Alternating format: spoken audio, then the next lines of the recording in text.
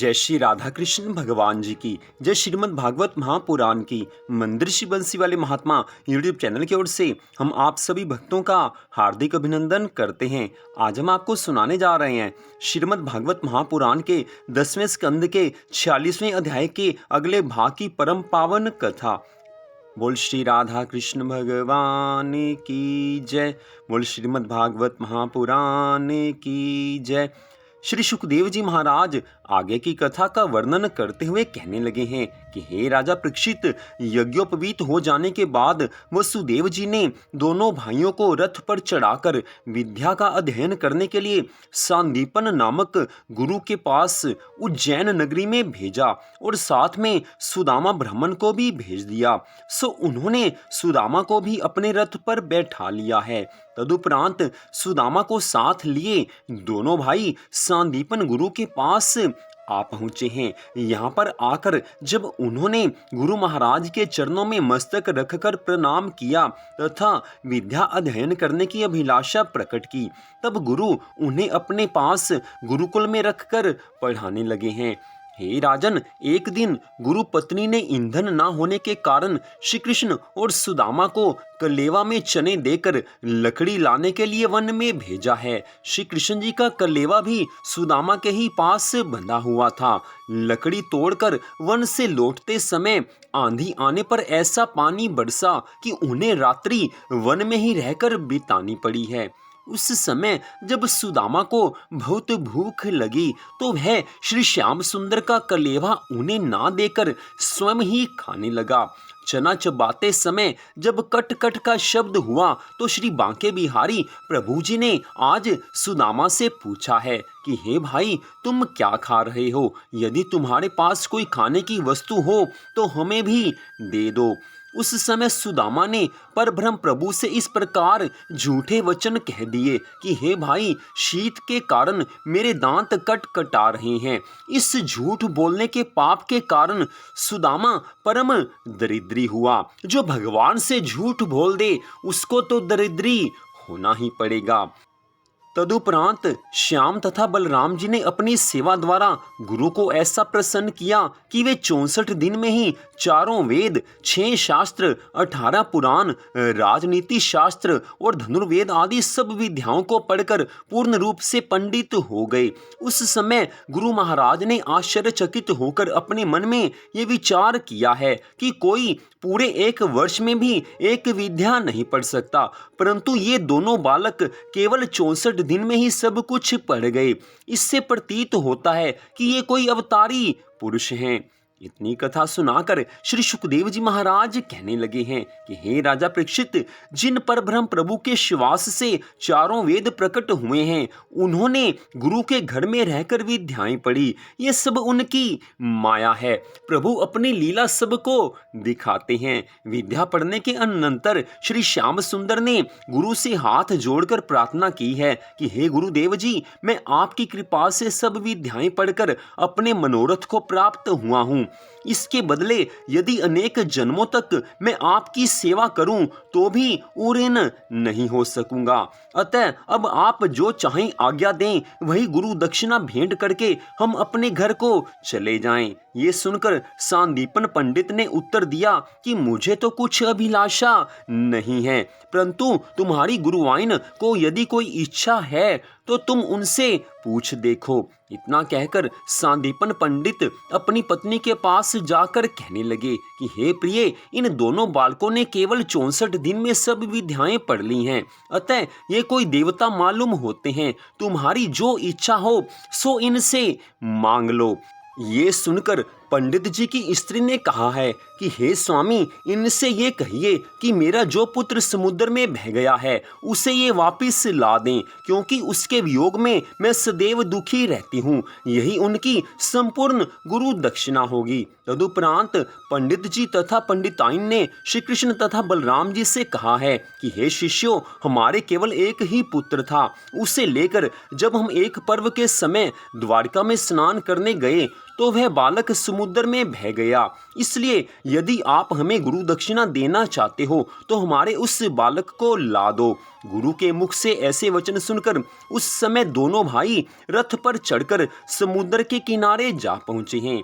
उस समय समुद्र मनुष्य का रूप धरकर हाथ जोड़े उनके पास आ पहुंचा और रतन आदि भेंट देकर कहने लगा है कि हे महाप्रभु, आप साक्षात पर ब्रह्म और तीनों लोकों के स्वामी हैं। आपके चरणों की धोवन गंगा जी तीनों लोकों को कृतार्थ करने वाली हैं। आप पृथ्वी का भार उतारने तथा हरि भक्तों को सुख देने के लिए ही अवतार ग्रहण करते हैं। आप संपूर्ण गुणों तथा विद्याओं के भंडार हैं।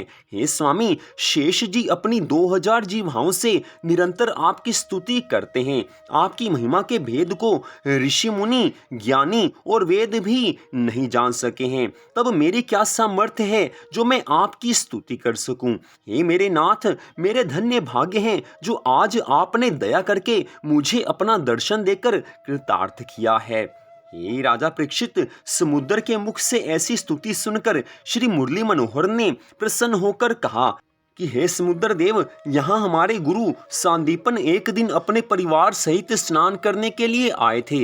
उस समय तू उनके पुत्र को वहां से ले गया था, सो उसे शीघ्र लाकर दे दे। ये सुनकर समुद्र ने हाथ जोड़कर कहा है कि हे भगवान, वह बालक मेरे पास नहीं है। हाँ, एक पांचजन्य नामक बलवान असुर शंख रूप से मेरे जल में रहकर सभी जलचरों को बहुत कष्ट देता रहता है।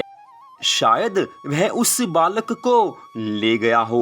ये सुनकर श्री कृष्ण और बलराम जी पानी में शंखासुर के पास जा पहुंचे, परंतु उस दैत्य को मारने के बाद भी जब बालक का कोई पता नहीं लगा तो श्री कृष्ण जी उस समय पश्चाताप करने लगे। उसका शरीर पांचजन्य नामक शंख प्रसिद्ध हुआ। उसे श्री कृष्ण जी ने ले लिया। तदुपरांत उन्होंने यमपुरी के द्वार पर पहुंचकर उस शंख को बजाया, जिसे सुनकर सभी नरकवासी नरक से निकलकर दर्शनों को आ गए। ये देखकर यमराज दौड़े हुए बाहर आए और श्री कृष्ण जी के चरणों में गिरकर दोनों भाइयों को बड़े सम्मान सहित अपने घर ले आए हैं और हाथ जोड़कर इस प्रकार स्तुति करने लगे हैं कि हे प्रभु, आप पूर्ण ब्रह्म हैं। आप अपने भक्तों की सभी मनोकामनाएं पूर्ण करते हैं। हे स्वामी, जब आपकी नाभि कमल से कमल का फूल उत्पन्न हुआ तब उससे ब्रह्मा जी की उत्पत्ति हुई है। ब्रह्मा जी ने अपनी कृपा से संपूर्ण सृष्टि की रचना की, परंतु आपके भेद को वे भी नहीं जान सके। आप सब जीवों को उत्पन्न करने वाले तथा आदि अंत से रहित हैं, इसलिए आपको मेरा प्रणाम स्वीकार हो। हे त्रिलोकीनाथ, आपकी स्तुति करने की सामर्थ्य तो शेष, महेश तथा गणेश में भी नहीं है। फिर भला मैं आपकी प्रशंसा कैसे कर सकता हूँ।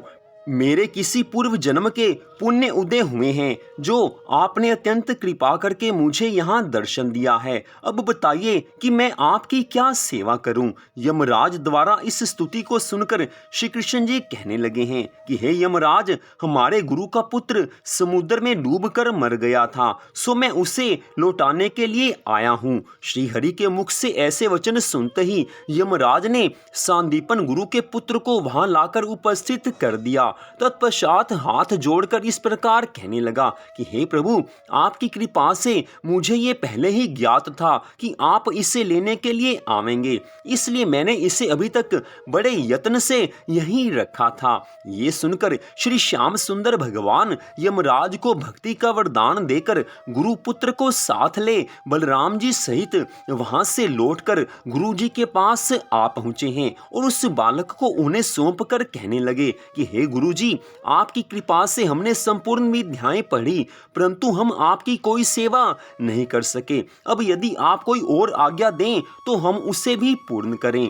उस समय अपने पुत्र को सामने देख सांदीपन पंडित ने स्तुति करते हुए इस प्रकार कहा है कि हे प्रभु, जिसके शिष्य आपके समान हो उसे और कौन सी अभिलाषा शेष रहेगी। मैं ये आशीर्वाद देता हूँ कि आपको संपूर्ण विद्याएं चिर नवीन बनी रहेंगी और समस्त संसार में आपका यश छाया रहेगा।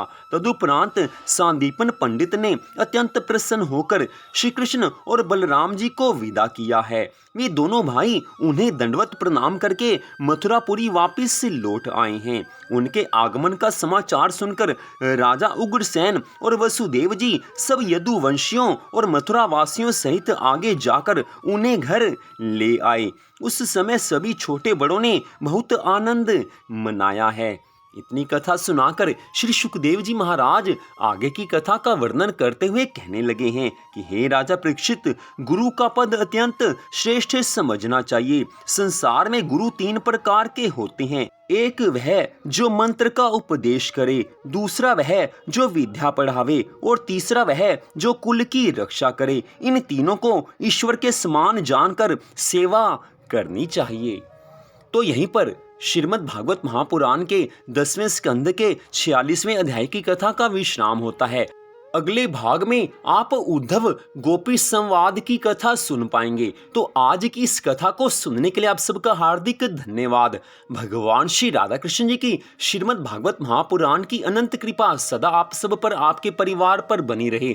इसी मंगल कामना के साथ जय श्री राधा रानी सरकार की, जय श्री कृष्ण भगवान की, जय श्रीमद् भागवत महापुराण की, जय श्री सुखदेव जी महाराज की। जय जय श्री राधे, जय जय श्री राधे, जय जय श्री राधे श्याम।